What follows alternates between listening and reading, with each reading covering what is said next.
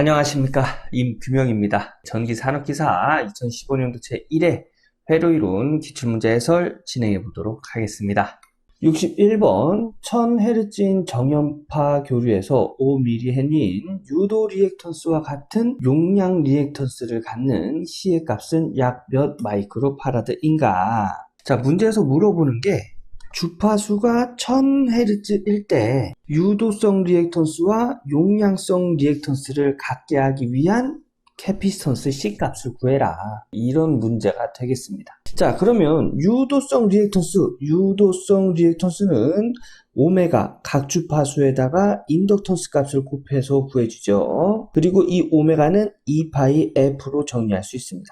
그리고 용량성 리액턴스는 오메가 C분의 1로 계산이 되죠. 여기서도 이 오메가 2파이 F로 계산될 수 있습니다. 그래서 서로 요 주파수 값이 1000Hz일 때 두 개의 값이 동일하게 만드는 요 캐피스턴스 값을 구해라.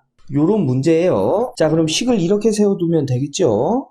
여기 유도성 리액턴스와 용량성 리액턴스를 서로 같게 두고요. 네, 같아야 되는 거니까 여기서 캐피스턴스 C를 기준으로 해서 식을 정리하면, 자, 우선 요거 이렇게 정리할 수 있어요. 예를 들어서 A분의 B는 C다, 이런 식이 있습니다.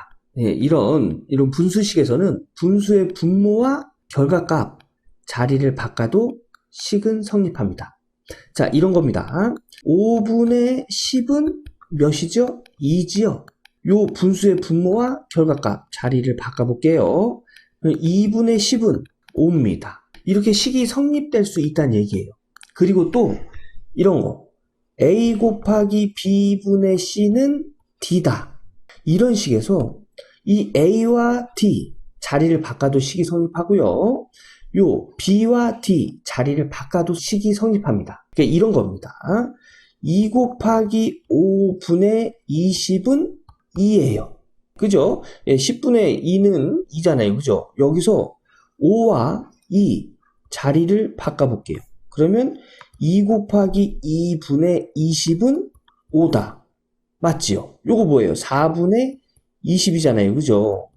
이렇게 분모가 곱셈으로 되어 있는 경우도 이 곱셈에 곱해지는 것과 그 분수의 결과값 자리를 바꿔도 식은 성립할 수 있다는 얘기예요.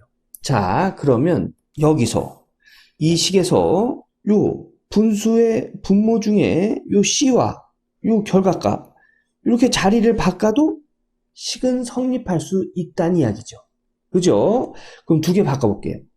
두 개 바꿔보면 C는 2파이 F 곱하기 2파이 FL 분의 1이다.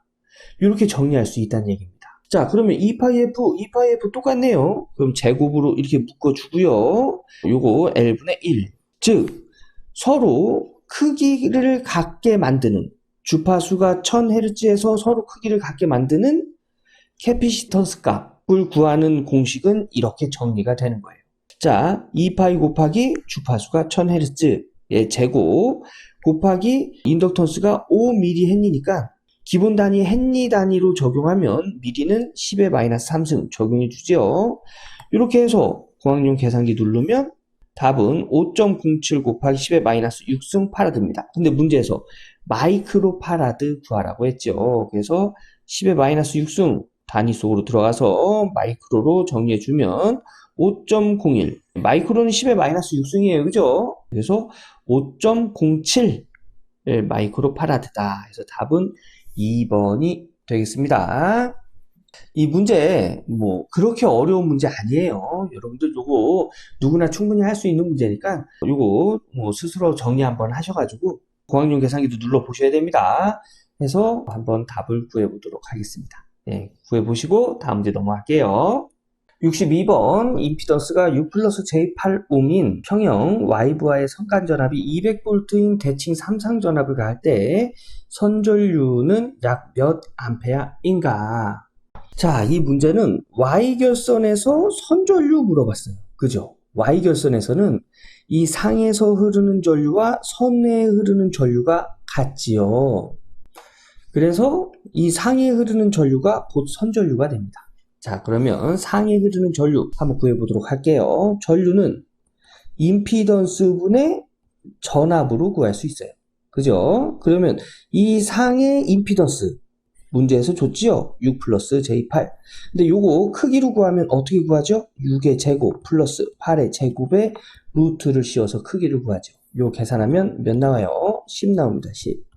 그래서 10분의 전압은 요 상에 걸리는 전압이 되겠죠. 상에 걸리는 전압. 요 상에 걸리는 전압은 Y결선에서는 여기 선간전압, 요 선간전압보다 작습니다. 얼마큼 작아요? 루트 3배가 작아요. 그래서 10분의 루트 3분의 200V가 되겠네요.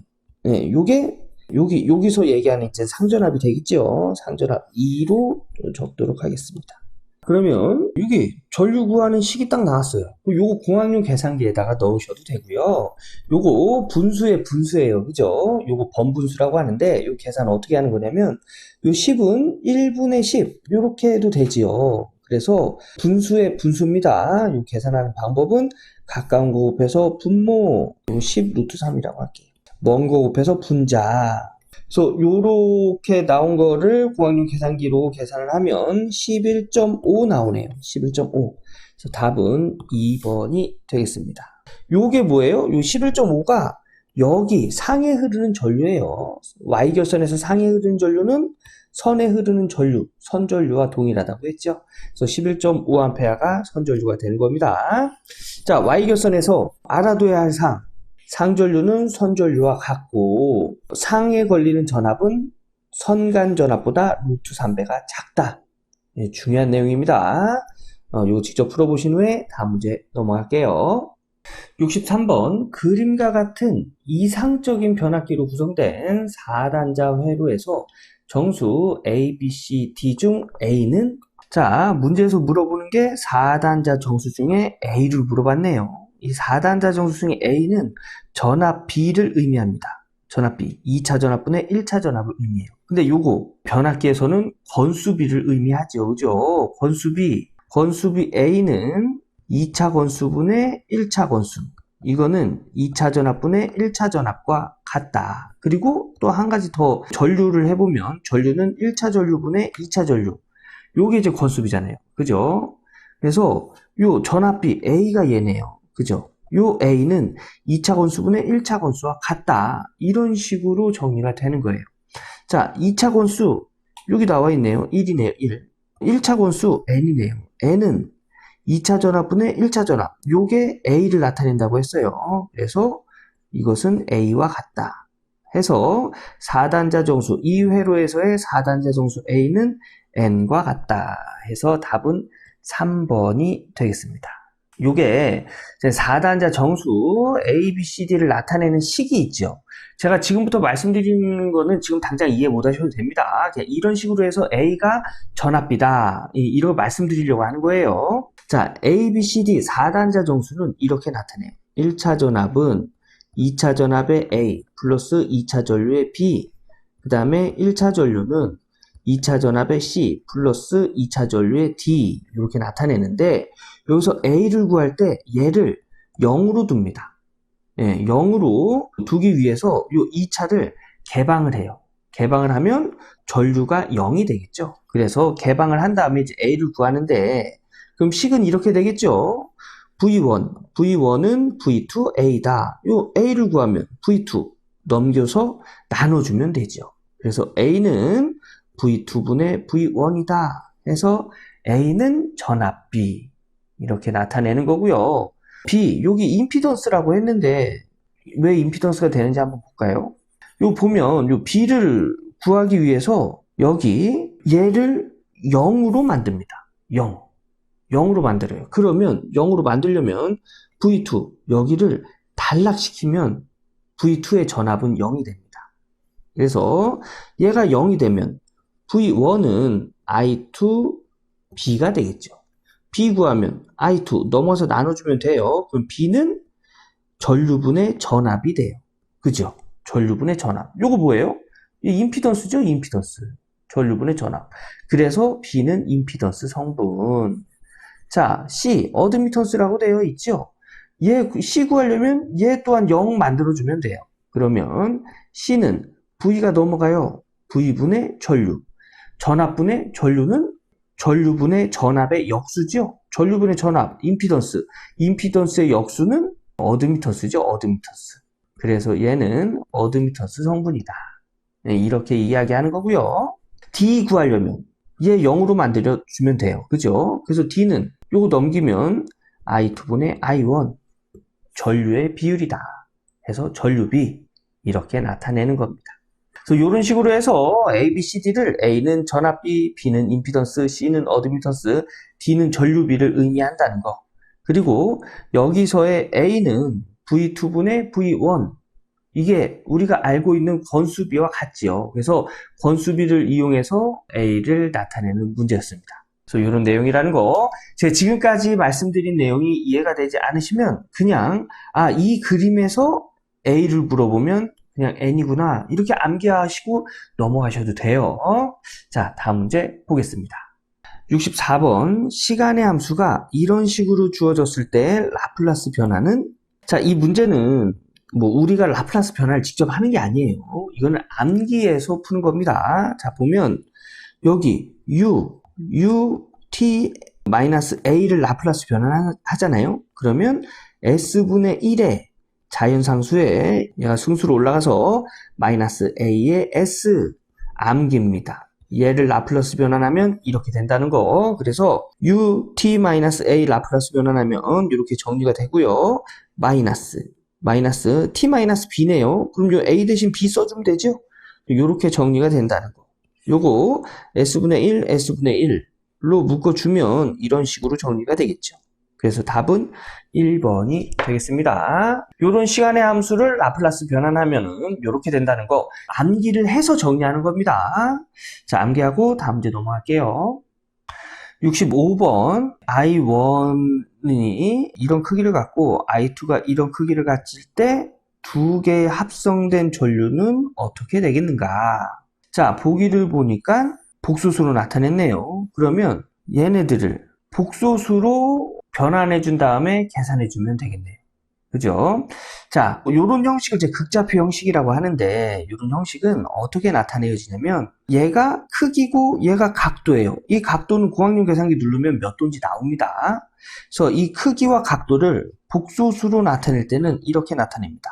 크기 곱하기 코사인 세타 플러스 j 사인 세타, 요런 식으로 나타내요. 자, 그래서 요거 I1을 복소수로 나타내면 얘를 공학용 계산기 누르면 53.13도라는 걸 알 수가 있어요. 그래서 크기 10, 코사인 53.13도 플러스 j 사인 53.13도. 요것도 역시 공학용 계산기로 계산을 하는 거겠죠. 그러면 얘는 6 플러스 j 8이 나옵니다. 2도 똑같은 방식으로 계산을 해요. 얘도 계산을 하면 이제 8 플러스 j 6이 나와서 두 개를 이제 더해요. 더하면 실수는 실수끼리 6하고 8 더하면 14, 허수도 허수끼리 6하고 8 더하면 14네요. 그래서 14 플러스 j14가 I1과 I2를 합성한 전류값이다. 그래서 답은 2번이 되겠습니다. 요거 극좌표 형식을 복소수로 나타내는 거 요거 한번 연습해 보세요. 자, 다음 문제 보겠습니다. 66번 그림과 같은 회로의 전달함수는, 자, E1이 입력이고 E2는 출력이다. 자, 문제에서 물어보는 게 전달함수죠. 전달함수는 입력분의 출력입니다. 그런데 입력분의 출력인데 이제 이런 문제는 이제 라플라스 변환한 입력분의 출력을 구해라, 이제 이런 문제예요. 자, 근데 뭐 라플라스 변환 이런 거 생각하지 말고요. 이런 문제가 나오면 회로를 이렇게 주고 전달함수 구해라 하면은, 자, 여기 입력 요 소문자는 대문자로 이렇게 바꿔주고요. 그러면 E2도 대문자 E2로 이렇게 바꿔줘야 되겠죠? 그리고 저항이 있다. 그럼 저항은 그냥 저항으로 이렇게 바꿔주고요. 캐피시턴스다. 그럼 캐피시턴스는 CS분의 1로 바꿔줍니다. 그 다음에 만약에 인덕턴스가 있다. 그러면 인덕턴스에다가 S를 곱해줘요. 그래서 이렇게 바꿔주고 계산을 하자는 얘기예요. 여기 전류 I는 IS로 이렇게 바꿔줍니다. 네, 이렇게 바꿔주고 계산을 하자는 얘기예요. 보면은 전달함수 입력분의 출력이라고 했어요. 입력 뭐라고 그랬죠? E1. 여기서 E1이 입력이라고 했죠. 우리 요거 어떻게 바꿔주자고요? 대문자 2원. 네, 이렇게 바꿔주는 거예요. 그 다음에 출력. E2. 요거 대문자로 바꿔주자고 했죠? 그래서 2원분의 E2가 전달함수가 되는데, 그래서 2원 구해볼까요? 2원? 2원은 여기서부터 여기까지의 전압이에요. 요거를, 회로를 이렇게 그릴 수 있을까요? 얘가 C1, 그 다음에 얘가 C2. 요렇게, 얘를 이렇게 세워서 이렇게 그린 거예요. 여기가 E1이고, 여기서부터 여기서부터 여기가 E2입니다. 그리고 C는 요 어떻게 바꿔주자고요? C1S분의 1. 이렇게 바꿔주자고 했잖아요. 그죠? 얘도 역시 C2S분의 1. 이렇게 바꿔줄 수 있죠. 그리고 여기에 흐르는 전류는 IS. 네, 이렇게 바꿔주자는 얘기예요. 그럼 여기서부터 여기까지 전압. 이 V는 IR. 그래서 E는 요 전류 IS에다가 요거 두 개 직렬로 되어 있죠? 요거 두 개 그냥 더하면 되겠네요. 그죠? 그래서 곱하기 C1S분의 1 플러스 C2S분의 1. 요 내용이에요. 요 내용. 여기 걸리는 전압과 여기 걸리는 전압을 더해주면 여기 걸리는 전압이 되겠죠. 여기 걸리는 전압은 전류 곱하기 C1S분의 1 플러스 C2S분의 1. 요거는 IS로 묶어서 이렇게 정리가 되는 거예요. 이게 뭐라고요? 여기서부터 여기까지의 전압이 된다는 얘기예요. 그래서 요거 정리하면 이렇게 되겠네요. 요거 두 개를 통분하면 여기다가 C2를 곱해주면 C1, C2S가 되겠네요. 분해. 여기다가 C2 곱해준 거니까 요 분자에도 C2를 곱해줘야 되겠죠. 플러스 얘도 이거랑 똑같이 만들어주면 C1 곱해줘야 돼요. 그죠? C1, C2, S 분해 여기다가 C1 곱해줬으니까 요 분자에다도 C1 곱해줘야죠. 그 다음에 여기 IS로 이렇게 묶었죠. 요거 통분하면 C1, C2, S 그 다음에 C1 플러스 C2 요렇게 정리가 되겠죠. 이게 뭐예요? 입력. 얘가 입력입니다. 입력. 그럼 출력은 어디라고요? 여기에요. 여기서부터 여기까지 출력이에요. 출력 E2는 V는 IR, IS에다가 C2S분의 1을 곱해주면 돼요. 이게 이거예요. 그죠? 그냥 IS 뒤에다 곱해준 겁니다. 요게 뭐예요? 얘가 출력. 그런데 전달함수, 우리 구하는 거 전달함수죠? 전달함수는 입력분의 출력. 그래서 입력, 출력 이렇게 적용해줘서 이제 정리만 하면 됩니다. 자, 정리 한번 해볼게요. IS 약분되죠. 그죠? 그럼 요렇게 남을 거예요. 그럼 요거 번분수네요. 가까운 거 곱해서 분모, 먼 거 곱해서 분자. 그런데 요거 보니까 얘랑 이렇게 약분되겠네요. 그죠? 그래서 남는 건 C1 플러스 C2 분의 C1. 요것만 남네요. 그래서 답은 3번이 답이 되겠습니다. C1 플러스 C2분의 C1. 얘가 뭐예요? 이 회로의 전달함수. 만약 이게 조금 어렵다 하시는 분들은 한번 정리는 해 보셔야 돼요. 이게 무슨 내용인지 몰라도 한번 적어 보셔야 됩니다. 한번 적어 보시고 적어봐도 무슨 내용인지 모르겠다 하면은 요렇게 회로가 나오고 전달함수를 물어보면은 답은 이거다. 이렇게 암기하고 넘어가셔도 돼요. 아셨죠? 요거 이해 못하셔도 한번 써보라고 말씀드렸습니다. 한번 써보시고 다음 문제 넘어갈게요. 67번 그림과 같은 4단자망의 영상 전달 정수는? 자, 영상 전달 정수 물어봤죠. 영상 전달 정수 구하는 공식은 이렇게 구할 수 있습니다. 여기 A, B, C, D 있죠? 그러면 이 회로에서 A, B, C, D를 구해서 여기서 적용한 다음에 답을 찾아라. 이런 문제가 되겠습니다. 자, 여기 보면 요게 이제 L형, 요게 L형 회로인데 이 L형 회로를 T형 회로로 바꿔서 A, B, C, D를 구할 수가 있어요. 자, T형 회로로 바꿔볼게요. 그러면 요렇게 바뀌겠죠. 그죠? 얘가 Z1, Z2, Z3라고 두면 여기가 4옴, 여기는 0옴이 되겠죠. 여기는 없으니까. 그리고 여기를 5옴. 이렇게 두고 A, B, C, D를 구합니다. 자, A는 어떻게 구하냐면 줄을 여기다 이렇게 쭉 거봐요. 그 다음에 1 플러스 5옴분의 4옴. 요게 A입니다. 그래서 여기 보면 A는 1 플러스 Z3분의 Z1, Z3분의 Z1 해서 1 플러스 5분의 4 해서 5분의 9가 나오는 걸 알 수가 있고요. B는 이렇게 구해요. Z1 플러스 Z2 구한 다음에 여기다가 금을 이렇게 거서 Z3분의 요거 2개 곱한 거. 그래서 Z1 플러스 Z2 플러스 Z3분의 요거 2개 곱한 거. 해서 Z1 4, Z2는 0옴이라고 했죠? 0 플러스 5분의 4 곱하기 0 하면은 B는 4라는 걸 알 수가 있고요. C는 이렇게 쭉 내려서 요 5분의 1, Z3분의 1 해서 C는 5분의 1이 되고요. D는 A 이렇게 갔죠? D는 이쪽으로 갑니다. 그래서 D는 1 플러스 5분의 0이네요. 5분의 0. 0은 뭘로 나눠도 0이죠. 그래서 D가 1이 돼요. 그래서 D가 1이다 해서 L형을 T형 회로로 만든 다음에 ABCD를 이렇게 구해놓고 우리가 구한 ABCD를 여기다가 이렇게 적용합니다. 적용하면 A 5분의 9 곱하기 D 1의 루트 플러스 루트 B 4 곱하기 C가 5분의 1의 루트 하면은 이렇게 정리할 수 있죠. 얘 계산하면 루트 5 나와요.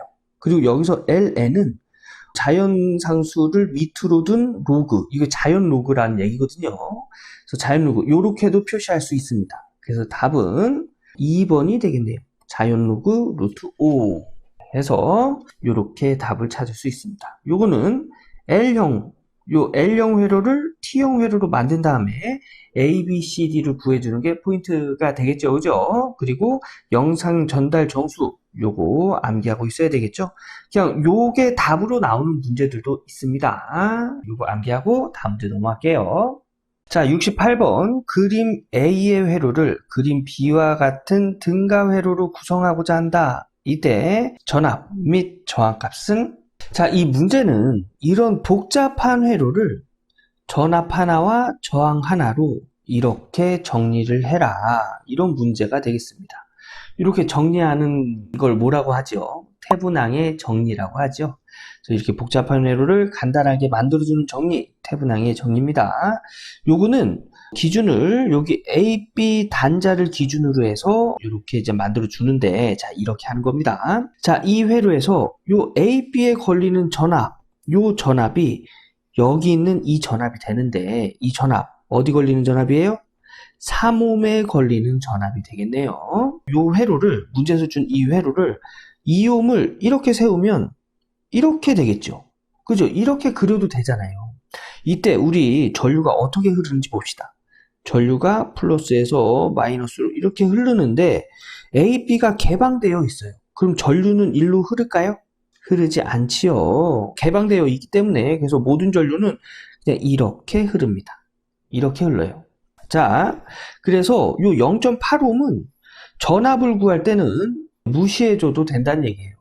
네, 회로가 아니란 얘기예요. 전류가 흐르지 않으면 회로가 아닙니다. 그래서 여기서의 A, B의 전압은 요 3옴에 걸리는 전압이 되겠습니다. 요 전압 어떻게 구해요? 여기 걸리는 전압 V는 IR로 구하죠. V는 IR.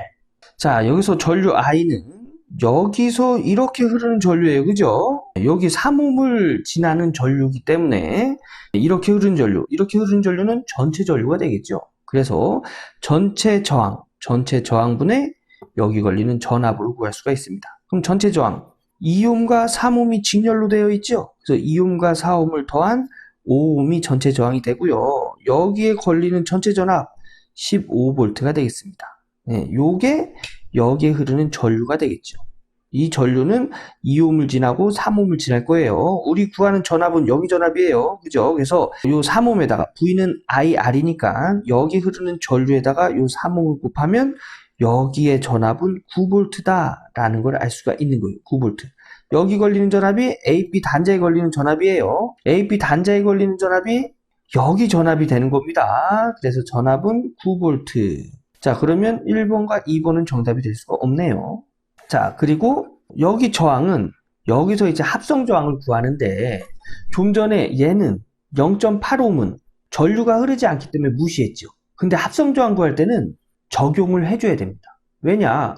저항값은 전류가 흐르지 않아도 그 저항값은 존재를 하는 거예요. 그죠? 하지만 전류가 흐르지 않으면 이거는 이제 회로로 치지 않기 때문에 전압을 구할 때는 적용해 주지 않는 거고요. 저항을 구할 때는 전류가 흐르던 말던 간에 그 저항값은 존재를 하는 겁니다.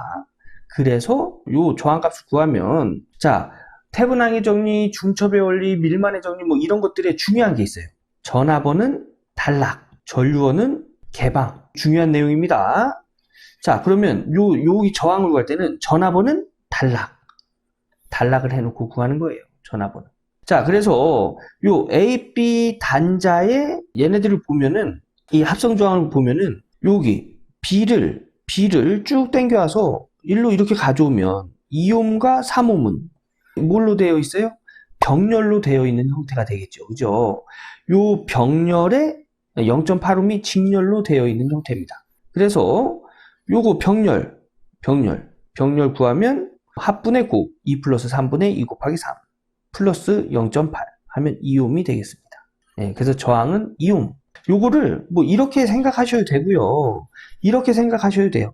요 2옴을 여기다가 이렇게 옮겨놔도 되죠. 네, 여기다가. 그러면 2옴과 3옴 뭐예요? 병렬이죠. 그죠? 네, 요 병렬과 8옴이 직렬로 연결되어 있는 형태가 되는 거예요. 그래서 2옴과 4옴은 병렬로 계산해주고 플러스 8옴은 이 병렬과 직렬로 되었기 때문에 더하기 0.8 이렇게 적용해줘서 고학년 계산기 누르면 이때 저항은 2옴이다 라는 걸 알 수가 있습니다. 그래서 이 저항값 요게 합성 저항이에요. 얘가 2옴 해서 답은 3번이 되겠습니다. 예, 이게 바로 태분항의 정리예요. 예, 이거 한번 연습해 보시고 다음 문제 넘어가도록 할게요. 69번 구형파의 파형률과 파고율은 파형률을 물어봤습니다. 자, 그러면 파형률과 파고율 구하는 방법 알아야겠죠. 예, 파형률은 평균값분의 시료값, 파고율은 시료값분의 최대값인데 요거 이렇게 암기하시면은 좀 더 편하게 암기하실 수가 있어요. 파고율 이거 높을 거죠, 그죠? 그래서 먼저 적어줍니다. 위에다가 파고율, 그 다음에 파형률 그 밑에다가 적어줘요. 파형률 그 다음에 이렇게 적어요. 최실평 해서 파고율은 시료값분의 최대값, 파형률은 평균값분의 시료값 이렇게 계산이 된다는 거.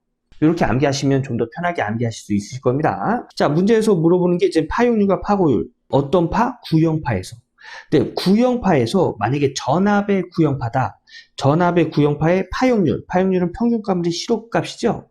평균값은 구형파일 때는 그냥 평균값이 최대값이에요. 그 다음에 시료값도 최대값입니다. 그러면 약분되면 1이겠죠. 그죠? 그 다음에 파고율에서 여기 구형파에서의 최대값. 요것도 역시 최대값이에요. 여기서 얘기하는 최대값. 그래서 시료값을 최대값이라고 했어요. 얘랑 계산하면 1 나오겠죠. 그래서 구형파에서의 파고율 값은 1이고 파형률 값도 1입니다. 그래서 답은 3번이 되겠죠. 파형률 1, 파고율 1 값을 갖습니다. 예, 요게 좀 이해가 좀 어려우시면 그냥 구형파에서의 파형률과 파고율은 모두 1이다. 이렇게 암기하고 넘어가셔도 돼요. 자, 이거 암기하고 다음 문제 볼게요. 70번 모든 초기값을 0으로 할 때 출력과 입력의 비를 무엇이라고 하는가? 암기 전달함수입니다. 전달함수는 입력분의 출력이라고 했죠? 그래서 모든 초기값을 0으로 할 때 출력과 입력의 비를 우리는 전달함수라고 합니다. 암기 다음 문제 넘어갈게요. 71번 그림과 같은 파형의 라플라스 변화는 이 파형 삼각파라고 부르는데 이것도 역시 암기입니다. 이렇게 이런 파형을 그려놓고 라플라스 변화를 구해라 하면은 암기예요. 답은 4번입니다. 네, 요거 찾으시면 돼요. 네, 다음 문제 보겠습니다. 72번 그림에서 전류 I5의 크기는 요거 물어봤네요. 요 점을 기준으로 해서 유입되는 전류가 있고 유출되는 전류가 있죠. 자, 키르이호프 제1법칙 유입되는 전류와 유출되는 전류의 크기는 같다. 그죠? 자, 유입되는 전류를 한번 봅시다. 유입되는 전류는 여기 5A 그 다음에 또 여기 있네요. 3A 그 다음에 여기 있네요. 2A. 요거 더하면 10A네요. 10A. 그 다음에 유출되는 전류는 여기서 나가는 전류니까 2A 플러스 I5네요. 요게 이거와 같아야 된다는 얘기예요. 유출되는 전류는 유입되는 전류와 같아야 됩니다. 그래서 얘가 10A가 돼야 되는데, 그러면 얘는 몇 암페어 돼야 돼요? 2가 이렇게 넘어가서 빼주면 되죠. 그래서 I5는 10-2 해서 8A다 라는 걸 알 수가 있는 거예요. 예, 그래서 답은 8A. 직접 해보셔야 됩니다. 유입되는 전류와 유출되는 전류는 서로 같다. 예, 키르호프 법칙이에요. 자, 다음 문제 보겠습니다. 73번 한상의 직렬 임피던스 저항이 6옴, 리액턴스가 8옴인 델타 결선 평형 부하가 있다. 여기에 선간 전압이 100V인 대칭 3상 교류 전압을 가하면 선전류는 몇 암페어인가? 자, 이 문제를 그림으로 그리면 이렇게 그릴 수 있어요. 자, 우선 한상의 직렬 임피던스 저항과 리액턴스가 직렬로 되어 있다는 얘기예요. 그럼 요거 임피던스 어떻게 나타내요? 저항 플러스 J 리액턴스. 그래서 6 리액턴스는 이제 복소수로 적용돼서 6 플러스 J8. 요게 이제 임피던스란 얘기예요. 이 임피던스가 델타로 평형하게 결선되어 있다. 델타 결선 평형 부하가 있다. 자, 여기에 선간 전압 100V. 선간 전압은 뭐예요? 선과 선 사이의 전압. 요게 100V란 얘기고요. 대칭 3상 교류 전압을 가하면 선전류. 여기 있는 전류를 물어봤네요. 여기 흐른 전류. 이런 상황일 때 여기에 전류를 구해라. 자, 여기의 전류는 여기. 이제 델타 결선이죠. 델타 결선에서의 선전류는 상전류보다 큽니다. 커요. 그래서 선전류는 여기 써져 있네요. 선전류는 상전류보다 커요. 얼마큼? 루트 3배만큼. 그래서 우선 상에 흐르는 전류를 구한 다음에 루트 3을 곱하면 선에 흐르는 전류를 알 수가 있겠죠. 자, 상에 흐르는 전류 어떻게 구해요? I는 임피던스분의 V. 근데 여기서의 V, 요 상에 걸리는 전압이에요. 델타 결선에서 이 상에 걸리는 전압은 선간 전압과 같습니다. 그래서 선간 전압이 100V면 상에 걸리는 전압도 100V예요. 그래서 100V. 그 다음에 임피던스는 6 플러스 J8이라고 했죠. 요거 크기로 구하면 어떻게 구해요? 실수의 제곱 플러스 허수의 제곱에 루트를 씌웁니다. 요 계산하면 10 나와요. 그래서 여기에 흐르는 전류는 10A라는 걸 알 수가 있네요. 여기에 흐르는 전류가 10A예요. 그러면 상에 흐르는 전류 10A일 때 선에 흐르는 전류는 상에 흐르는 전류보다 몇 배 더 크다고요? 루트 3배. 그래서 답은 10 루트 3 해서 4번이 되겠습니다. 자, 이 문제 포인트는 이거예요. 델타 결선에서의 상에 걸리는 전압은 선간 전압과 같고 선에 흐르는 전류는 상전압보다 루트 3배가 크다. 요게 델타 결선에서 선간 전압, 상전압, 선전류, 상전류의 관계가 되겠습니다. 예, 이거 직접 한번 풀어보시고 다음 문제 넘어갈게요. 74번 그림과 같은 회로에서 S를 열었을 때 전류계는 10A를 지시하였다. S를 닫았을 때 전류계의 지시는 몇 암페어인가? 자, 문제에서 물어보는 건 이제 전류값 구하란 문제입니다. 전류 어떻게 구해요? 전류는 저항분의 전압으로 구해요. 그죠? I는 R분의 V. 자, 여기서의 저항값, 얘를 열었으면은 일루는 전류가 흐르지 않겠죠. 그래서 얘는 무시한다는 얘기예요. 그러면 6옴과 3옴이 병렬로 되어 있고 이 병렬로 되어 있는 것과 4옴이 직렬로 되어 있네요. 그러면 요거 병렬로 계산하면 합분의 곱 6 플러스 3분의 6 곱하기 3. 그 다음에 4옴이 직렬 해서 계산하면 요렇게 전체 저항은 6옴이 되겠네요. 6옴분의 전압 V가 몇 암페어? 10A래요. 그러면 이때 전압은 6 넘어가서 곱해주면 되죠. 그럼 이때 전압은 60V란 얘기예요. 60V. 여기에 60V가 걸려있다는 얘기입니다. 이 상황에서 이 스위치를 닫으면 4옴과 12옴은 병렬로 되겠죠. 그리고 3옴과 6옴이 병렬로 연결되어 있는 것과 직렬로 연결이 되어 있어요. 자, 그러면 얘 합성저항 두 개 병렬로 된 거 구한 다음에 두 개 더하면 전체 합성저항이 되겠죠. 자, 구해봅시다. 그럼 전체 합성저항은 요거의 합성조항 6 플러스 3분의 6 곱하기 3 합분의 9, 그리고 요거의 합성조항 합분의 9 12 플러스 4에 12 곱하기 4, 요 계산하면 5옴 나옵니다. 그럼 전류는 5옴분의 전압 V60 하면은 이때 전류는 12A가 흐른다라는 걸 알 수가 있는 거예요. 그래서 답은 2번이 되겠습니다. 스위치를 닫았을 때 여기에 12A의 전류가 측정된다는 얘기입니다. 요거 직접 해보시고 다음 문제 넘어갈게요. 75번 이 전력계법으로 평형 3상 전력을 측정하였더니 각각의 전력계가 500W, 300W를 지시하였다면 전 전력은 이 전력계법을 이용해서 전 전력을 구해라. 네, 와트죠. 와트, 유효 전력이라는 얘기입니다. 이 전력계법이 뭐냐면 3상 전력을 구할 때 전력계를 2개만 사용해서 유효 전력, 피상 전력, 무효 전력을 구하는 방법입니다. 네, 근데 여기는 전 전력, 요거 유효 전력이에요. 그래서 전력계 2개를 설치했다고 했죠. 그래서 2개의 측정되는 값을 그냥 서로 더하면 전 전력을 구할 수가 있다는 얘기예요. 이 전 전력 유효 전력이라고 했습니다. 그래서 이 전력계법에서 유효 전력 구하는 방법은 2개의 측정된 값을 그냥 더해주면 된다.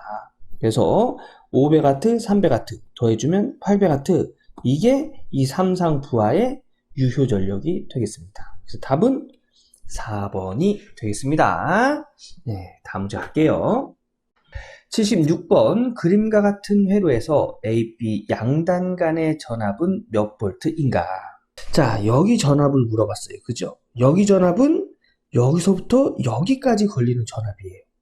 그죠? 전압을 여기서 인가를 했을 때 여기서부터 여기까지 걸리는 전압인데 이 전압을 보면 여기 오음에 여기 뭐예요? 유도성 리액턴스. 요건 인덕턴스, 코일이란 뜻이죠. 그죠? 그 다음에 요거는 콘덴서, 캐피시턴스로 계산된 리액턴스, 용량성 리액턴스. 요 양단에 걸리는 전압을 의미합니다. 자, 그래서 요거를 좀 더 우리가 보기 편하게 이제 회로를 바꿔보면 얘를 이렇게 올려서 여기다 이렇게 그려주고요. 얘를 여기다 이렇게 연결해줘도 똑같은 회로가 되겠죠. 이렇게 그린 회로를 좀 더 깔끔하게 제가 여기다 이렇게 그려놓은 겁니다. 자, 여기서 우리가 구해야 되는 전압은 여기에 걸리는 AB, 양단에 걸리는 전압이 되겠죠. 이 전압 어떻게 구할까요? VAB라고 하면 여기에 흐르는 전류값에 여기에 임피던스를 곱해주면 여기 걸리는 전압을 알 수가 있는 거죠. 그죠? 그래서 식은 이렇게 나오고 여기 흐르는 전류를 I1이라고 하고 여기서부터 여기까지 임피던스를 ZAB라고 하면 우선 일단 I1부터 구해볼까요? 전류 I는 임피던스분의 전압이죠. 여기서부터 여기까지 흐르는 전류입니다. 그러면 여기에 걸리는 전압 알아야겠죠? 자, 여기서부터 여기까지가 100V예요. 병렬로 연결되어 있죠. 그래서 여기서부터 여기까지 걸리는 전압도 100V고요. 여기서부터 여기까지 걸리는 전압도 100V입니다. 병렬에서는 전압이 일정해요. 그래서 전압은 100V. 자, 임피던스는 이것과 이것과 이것, 직렬로 되어 있는 것들을 다 더해주면 되겠죠. 자, 그러면 요거 이제 코일로 계산된 유도성 리액턴스니까 JO. 그죠? 우리 임피던스 저항 플러스 J 리액턴스에는 허수를 의미하는 J를 붙여주잖아요. 근데 여기는 저항이 없기 때문에 그냥 JX 이렇게 표시하는 겁니다. 유도성 리액턴스는 JX, 용량성 리액턴스는 마이너스 JX예요. 그죠? 여기도 유도성이니까 플러스 JO. 여기는 용량성이네요. 콘덴서잖아요. 그죠? 그래서 마이너스 J20을 적용합니다. 이렇게 해서 계산하면은 전류값은 J10A가 돼요. 요게 어떻게 해서 이렇게 나왔는지 또 궁금해 하시는 분들 계신데요. 요거 계산하면은 J10에 마이너스 J20. 그러면 마이너스 J20분의 100. 마이너스 J10이죠? 네, 요게 J10, 요게 마이너스 20이니까 마이너스 J10분의 10. 이렇게 되겠죠. 근데 요거 요 양변에다가, 요 아래 분모에다가 J 이렇게 곱해볼까요? 그러면 J 곱하면 마이너스 J의 제곱이죠. J의 제곱은 뭐예요? 마이너스 1. 그래서 마이너스 곱해서 플러스. 그래서 얘는 플러스 10분의 J100이 되겠네요. 그래서 얘랑 이렇게 약분하면 J10이 되는 거예요. 그래서 J10이 나온 겁니다. 그래서 전류는 J 10A야. 그 다음에 우리 여기서부터 여기까지 걸리는 전압 구하는 거잖아요. 그죠? 그래서 여기에 임피던스를 계산해 보면 J5, 5에다가 캐피시턴스로 계산되는 리액터스. 요건 이제 마이너스로 한다고 했어요. 그래서 마이너스 J20. 요거 하면은 이때 임피던스는 마이너스 J15가 되겠네요. 자, 그러면 전류값 J10, 그 다음에 임피던스 값 마이너스 J15 두 개 곱하면 150V. 그래서 여기서부터 여기까지의 전압은 150V다 라는 걸 알 수가 있는 거예요. 네. 답은 4번이 되고요. 이게 왜 또 150V가 나오는지 또 궁금해 하시는 분들 계시겠죠? 요거는 마이너스 J와 J를 곱하면 J의 제곱이에요. 그 10과 15를 곱하면 150입니다. 요거 정리하면 마이너스 J의 제곱은 뭐라고 그랬어요? 마이너스 1이라고 그랬어요. 그래서 곱하기 150. 마이너스 곱하면 플러스, 그래서 플러스 150V가 전압이 되는 거예요. 자, 이렇게 해서 계산해서 요 A, B의 전압을 구할 수 있다는 거. 이거 여러분 회로의 기본적인 회로를 해석하는 기본적인 내용 가지고 이렇게 해석하는 거니까 여러분 지금 이해가 되지 않더라도 이렇게 몇 번씩 반복해서 하시면 충분히 누구든지 계산할 수 있는 내용이에요. 네, 이거 한번 쭉 한번 해보시고 다음 문제 넘어가도록 하겠습니다. 77번 역률이 60%이고 한상의 임피던스가 60ohm인 유도 부하를 델타로 결선하고 여기에 병렬로 저항 20ohm을 Y 결선으로 하여 삼상 성간전압 200V를 가할 때 소비 전력은, 자, 이 문제는 뭐 해설을 보시다시피 굉장히 좀 복잡한 문제예요. 그래서 이 문제 이해가 안 된다 하면 문제 답만 암기하셔도 됩니다. 답은 1번이에요. 자, 우선 문제를 그림으로 좀 나타내 보면 역률이 60%이고 한상의 임피던스가 60ohm의 유도 부하를 델타로 결선한대요. 그래서 60ohm의 임피던스 그리고 역률이 60%인 부하를 이렇게 델타로 결선합니다. 그리고 이것과 병렬로 20ohm의 저항을 Y로 이렇게 결선을 했답니다. 네, 이때 성간전압이 200V일 때 이때 소비 전력을 구해라. 이제 이런 문제인데 이 문제를 해결하는 순서는 이래요. 요 외부에 있는 델타 결선을 Y로 등가 변화시켜서 요 25ohm과 합성을 합니다. 그 다음에 요 한상의 전력을 구한 다음에 3을 곱해줘서 전체 전력을 구하는 거예요. 자, 한번 해볼게요. 자, 우선 요 델타 결선된 유도 부하를 임피던스를 Y 결선으로 바꿔보겠습니다. 자, Y 결선으로 바꾸는 공식이 있어요. 요 세 개의 임피던스를 다 더한 것 분해, 만약에 A의 임피던스 값을 구한다. 그럼 A와 연결되어 있던 요 두 개 값을 곱해서 분자에다 올립니다. 네, 그래서 요게 다 60ohm이라고 했죠? 그래서 60ohm 다 더한 것 분해 60 곱하기 60 하면 25ohm. 그래서 요 한 상의 임피던스는 이제 25ohm이 되는 거예요.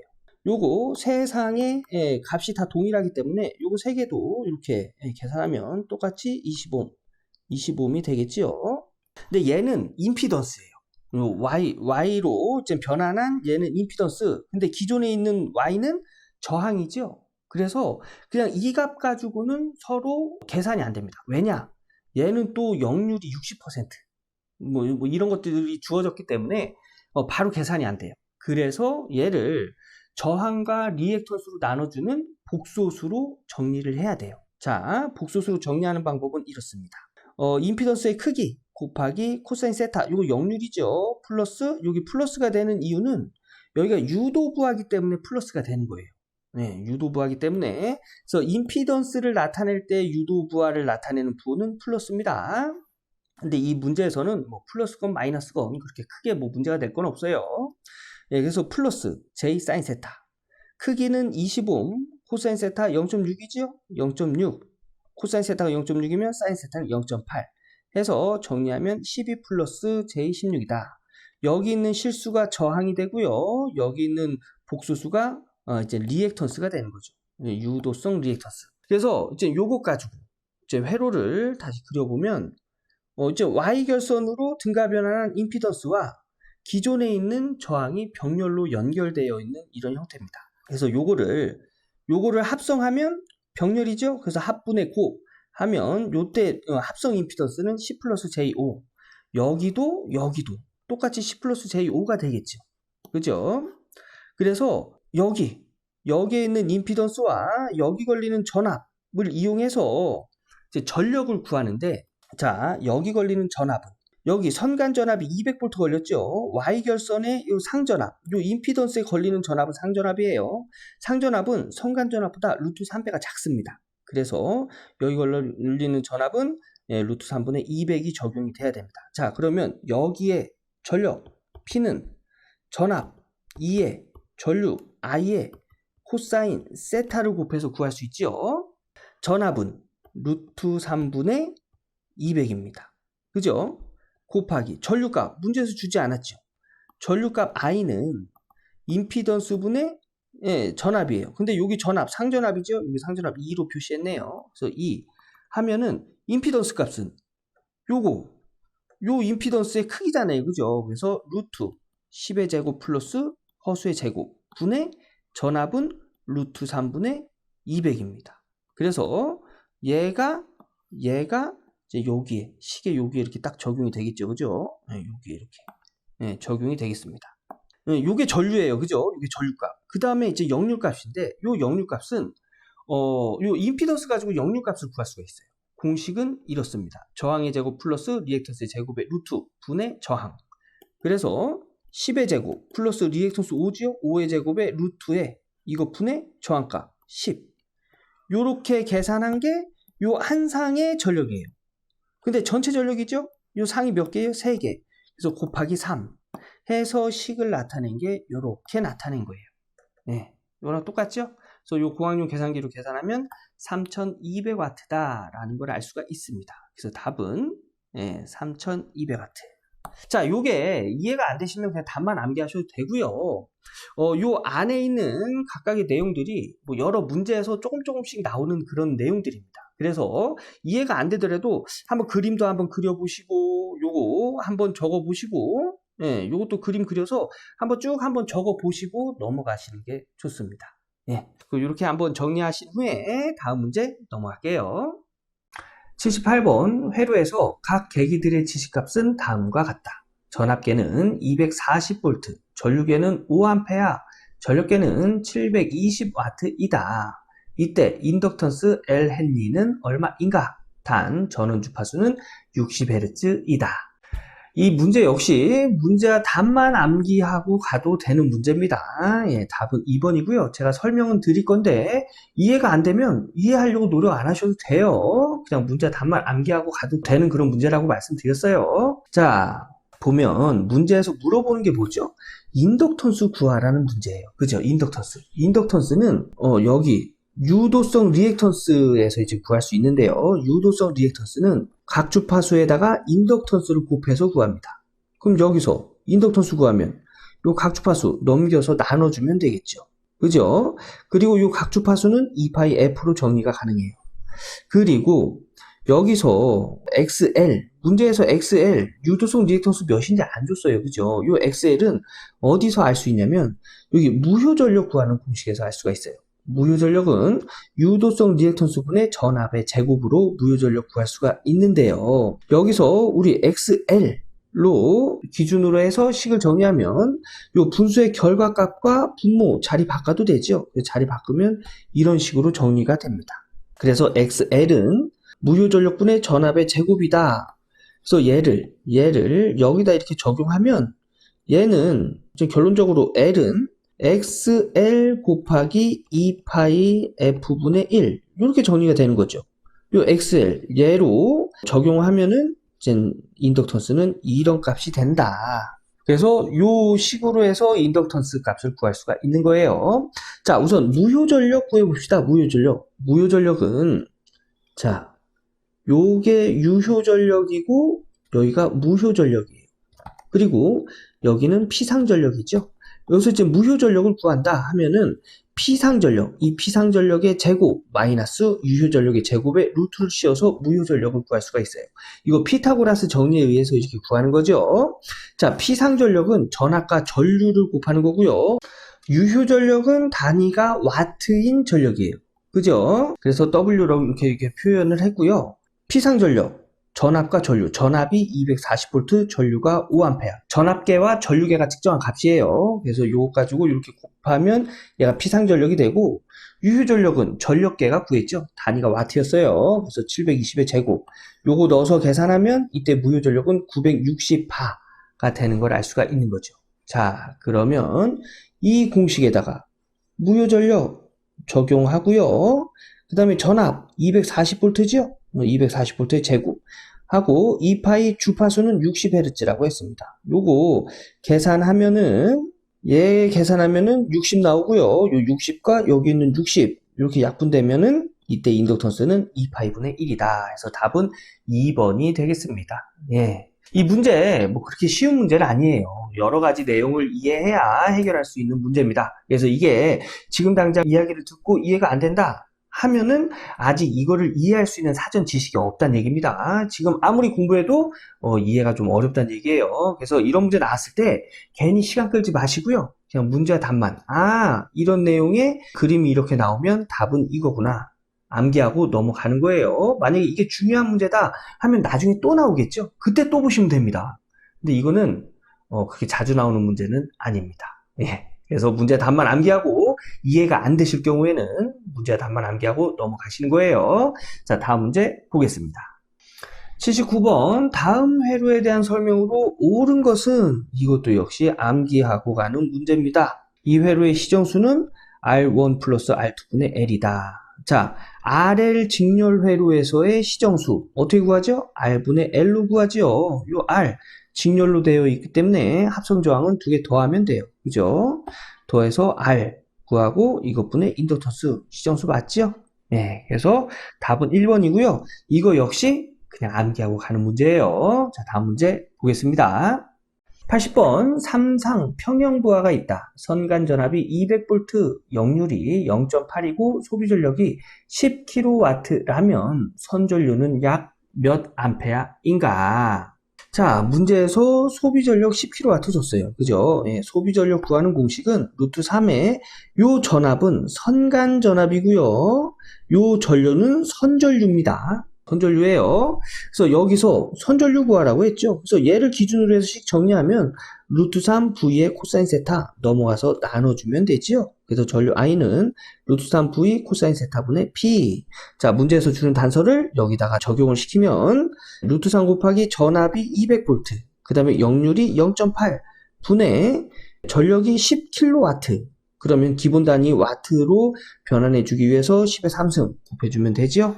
요 공학용 계산기를 이용해서 쭉 계산하면 이때 선전류는 36A다라는 걸 알 수가 있습니다. 그래서 답은 4번이고요. 소비전력 구할 때 여기 루트 3 들어가면 얘는 선간전압, 얘는 선전류라는 거. 이거 알아두셔야 돼요. 만약에 이런 거 있어요. 3VI 코사인 세타. 루트 3이 아니고 3이면 얘는 상전압, 얘는 상에 흐르는 전류, 상전류가 된다는 거. 요거 구분해서 암기해 주시기 바라겠습니다. 답은 4번이에요. 자, 이렇게 해서 2015년 제1회 회로이론 기출문제 풀어봤습니다. 예, 쉽지 않지요. 그죠? 예, 여러분. 그런데 우리 100점 맞으려고 공부하는 거 아니에요. 그죠? 60점 이상이면 합격입니다. 100점 맞으려고 모든 걸 다 알려고 공부하면 그게 힘들어져요. 네, 그래서 일단 내가 지금 이해가 안 되잖아요. 그러면 그 문제와 답만 암기하고 그냥 넘어가세요. 만약에 그 문제가 중요한 문제면 나중에 또 기출문제에서 또 나오겠죠. 그때 가서 또 공부하시면 됩니다. 예, 아셨죠? 그래서 지금 당장 이해가 안 되시면 문제 답만 암기하고 넘어가고, 지금 내가 어느 정도 좀 이해가 된다. 그럼 그 정도로만 이해하고 넘어가고, 이런 식으로 조금 쉽게 가셔도 관계없습니다. 그래도 합격할 수 있으세요. 예, 그런데 요런 문제 같은 거, 요런 것들 한번 적어 보셔야겠죠. 그죠? 계산 문제는 내가 모르더라도 꼭 적어보고 공학용 계산기는 눌러보고 답 확인해보고 넘어가셔야 됩니다. 자, 이렇게 해서 기출문제 마무리하고요. 저는 다음 기출문제 해설 영상에서 또 인사드리도록 하겠습니다. 감사합니다.